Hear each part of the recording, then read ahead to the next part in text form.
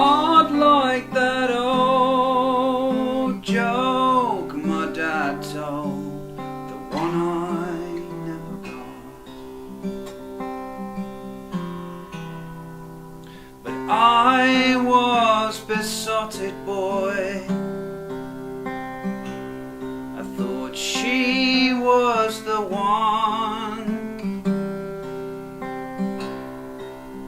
10 years and 2 children later, where's your mother gone?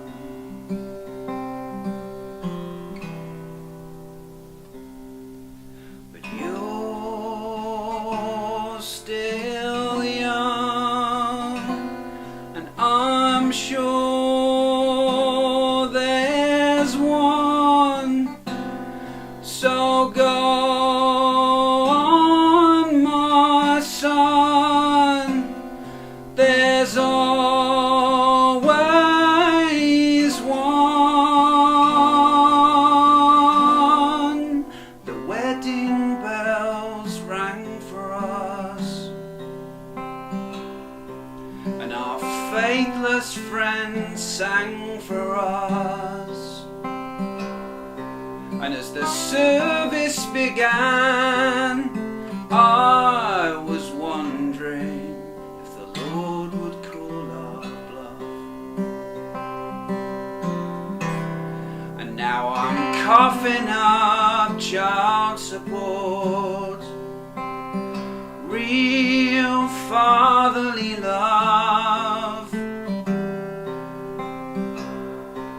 and a buy you the world every weekend, as if that's enough.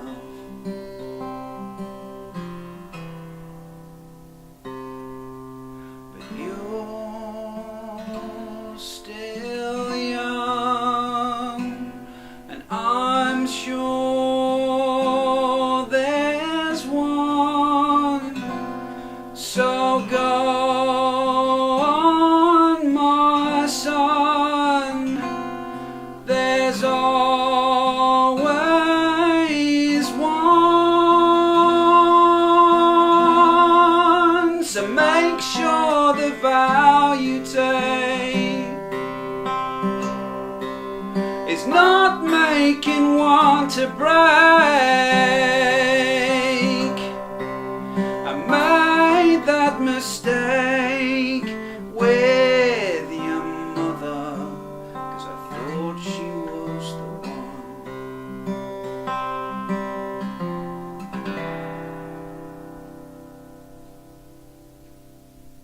It's a song that features a conversation between a guy who has been divorced, and he's talking to his son, and talking about the experience that he had with his mother, and being quite cynical about that and finding it quite difficult to deal with. And then in the choruses, he's kind of addressing his son and being very hopeful for his future, and saying, you know, go on, my son, there'll be somebody out there for you, in contrast to what's happened to me. Because the song's very powerful. It sounds a little like you're talking about a first-hand experience. Is that the case? No, it's not actually. It's I'm assuming a voice in that song, which is something that I've kind of become more and more interested in, because you can just do more stuff if you don't have to play yourself in the songs all the time. You don't have to.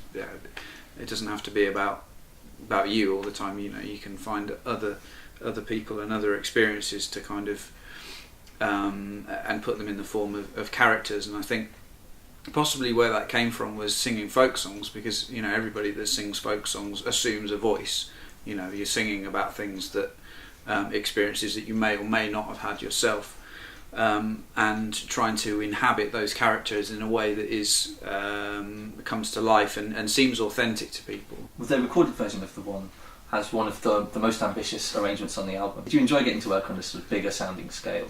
Yeah, it was great, and that song kind of, in particular, it just needed to go there. It's a big song. It's an ambitious thing to try and write about, and I was aware of that. And there was this moment in the studio where we all, we'd recorded it, and we were kind of still toying with how to end it, because we'd had this version that we did live where it built and built and built, and then it just kind of carried on the same sort of dynamic level. And there was just a point where Joe Leach, who's the guy that produces the album, he just said, look, it just needs to go there, it needs to kick off at the end, it's a big climax lyrically and you need to go there. And I was a bit kind of, I don't know, come on, this is just getting too melodramatic, we're going to ruin it, it's going to go overboard.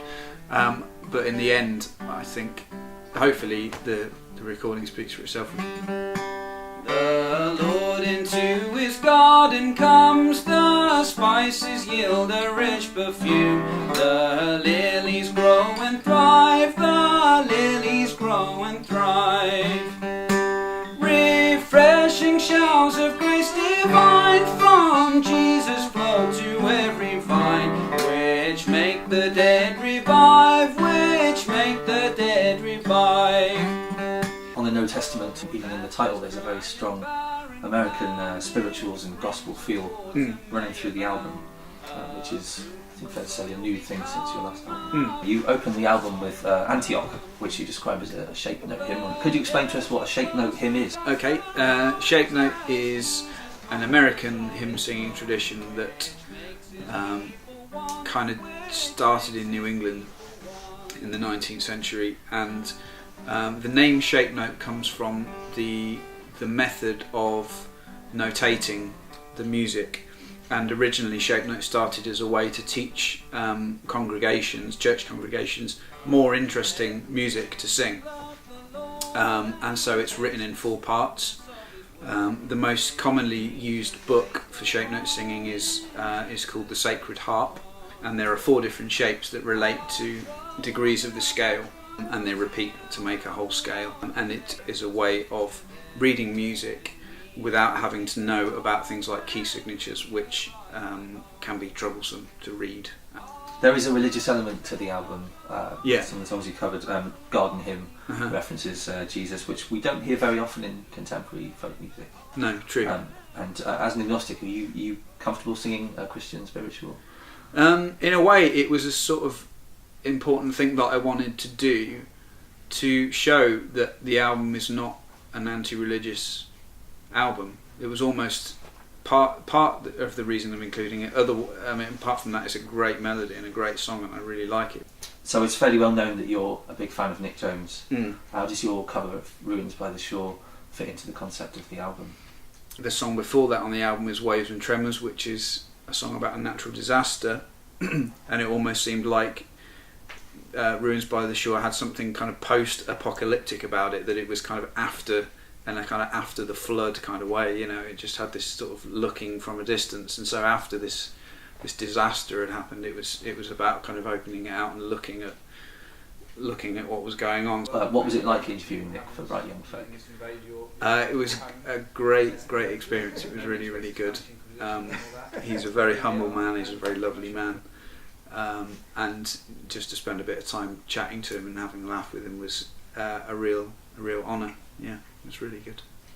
Both of your albums have got a very well developed visual style. Is that a particularly important thing to you? Do you mean in the artwork? Yeah. Yeah, it's another kind of space in which to express what the album's about in a different format than you've done it musically. So I quite often find it really helpful, actually, in terms of that process of going from the private process of creating the album to the public actually getting it out there and the public process of promoting it and getting it out to people, the artwork can be quite an important transition between those two stages. And where did the idea come from for the photographs you and your band had dressed up? Again, it's about extending the idea of the album into every aspect of it, and the music was a lot to do with work songs and spirituals and gospel and shape note, and it kind of pointed to a particular period in time. I confess that I really love Deadwood as well, the HBO series. It's just a really cool look, that kind of Civil War era look, and so I decided that we'd dress the band up and do something a bit theatrical, and also